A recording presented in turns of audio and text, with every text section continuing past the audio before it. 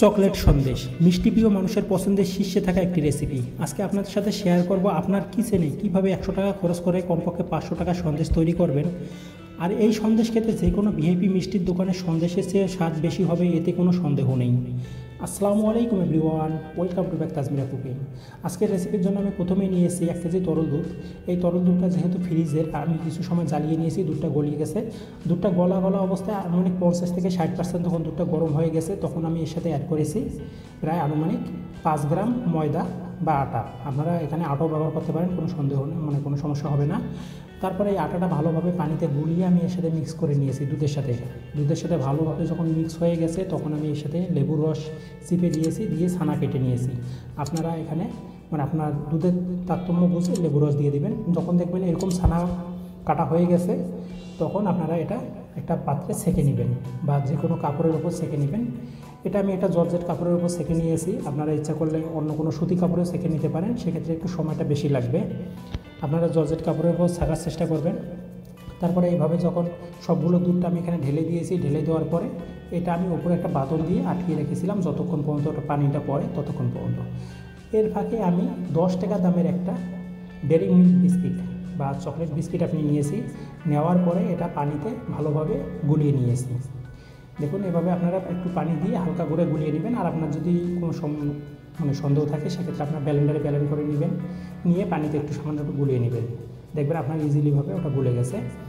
তারপর প্রথমে আমি একটি চুলায় একটি প্যান বসিয়েছি। আমার পানিটা পাশে ছাঁকা হয়ে গেছে। পানিটা ছাঁকা হওয়ার পরে প্যান বসিয়ে আমি সন্দেশের যে দুধের ছানাটা কেটেছি এটা ঢেলে দিয়েছি। ঢেলে দিয়ে এর সাথে যখন বলক উঠেছে, তখন আমি এর সাথে অ্যাড করেছি 20 গ্রাম চিনি, বা আপনারা যদি মিষ্টির পরিমাণ বেশি খান, সেক্ষেত্রে একটু চিনি পরিমাণটা বাড়িয়ে দিবেন।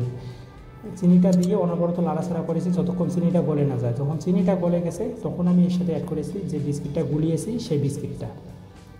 এবারে এই বিস্কিটটা দিয়ে আবার ভালোভাবে মিক্সার করেছি 5 থেকে 7 মিনিট। 5 থেকে 7 মিনিট মিক্সার যখন হয়ে গেছে, একটু ঘনত্ব এসেছে, তখন আমি এর সাথে অ্যাড করেছি 1 চা চামচ ঘি।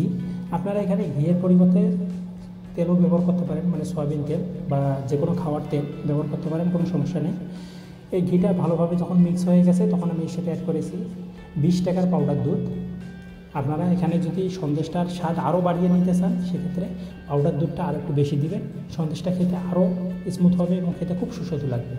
তারপরে এটা অনবরত নাড়াচাড়া করে আমি সম্পূর্ণ পানিটা শুকিয়ে নিয়েছি। যখন সম্পূর্ণ পানিটা শুকিয়ে গেছে, তখন ওটা চুলাটা অফ করে দিয়েছি। অফ করে দিয়ে প্রথমে যে ট্রেতে আমি এই সন্দেশটা বানাবো, সেই ট্রেতে একটু তেল দিয়ে তেলটা ব্রাশ করে নিয়েছি। তেল ব্রাশ করা হয়ে গেলে আমার যে সন্দেশের ডোটা আছে, এই ডোটা এর উপর ঢেলে দিব।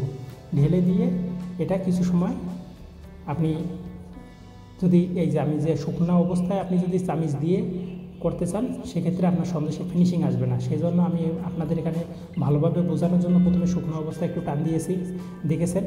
তারপরে হালকা একটু আপনার খন্তাতে একটু তেল দিয়ে আপনার এটা চতুর্থ সাইডে টান দিবেন, দেখবেন ইজিলিভাবে সমান হয়ে যাবে। তারপর আমি এটা এখানে এক্সট্রা ফ্লেভারের জন্য, তো অতিরিক্ত ফ্লেভার আপনারা ইচ্ছা করলে দিলেও দিতে পারেন, না দিলেও নেই। আমি এখানে 1 চা চামচ ঘি ইউজ করেছি এবং ঘিটা দেওয়ার পরে এটা ভালোভাবে ফিনিশিং করে নিয়েছি। আর এখানে যদি আপনি আপনার খন্তার নিচে তেল বা সুরনির নিচে তেল দিয়ে আপনি এটা টান দেন, ইজিলিভাবে খুব সুন্দরভাবে ফিনিশিং হয়ে যাবে। তারপর এটা রেখে দিয়েছিলাম আমি 3 ঘন্টা থেকে 3.5 ঘন্টার জন্য।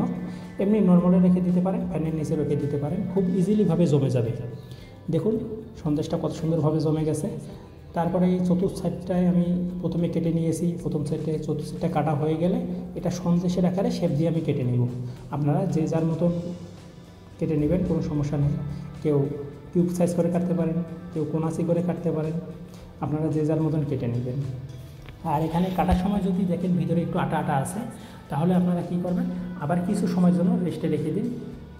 সর্বোচ্চ এখানে সময় লাগতে পারে 4 থেকে 4.5 ঘন্টা। 4.5 ঘন্টার ভিতরে এটা ইজিলিভাবে এটা জমে যাবে।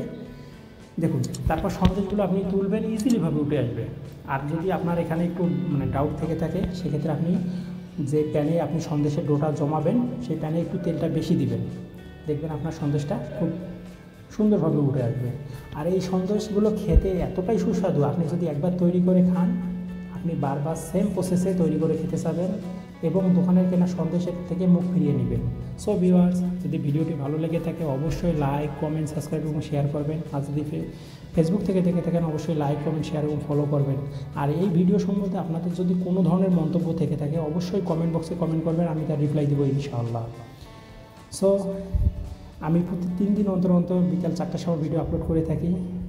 নিত্য নতুন রেসিপি পেতে এই পেজের সাথেই থাকবেন। আসসালামু আলাইকুম। দেখা হবে আরও সুন্দর কোনো রেসিপি নিয়ে।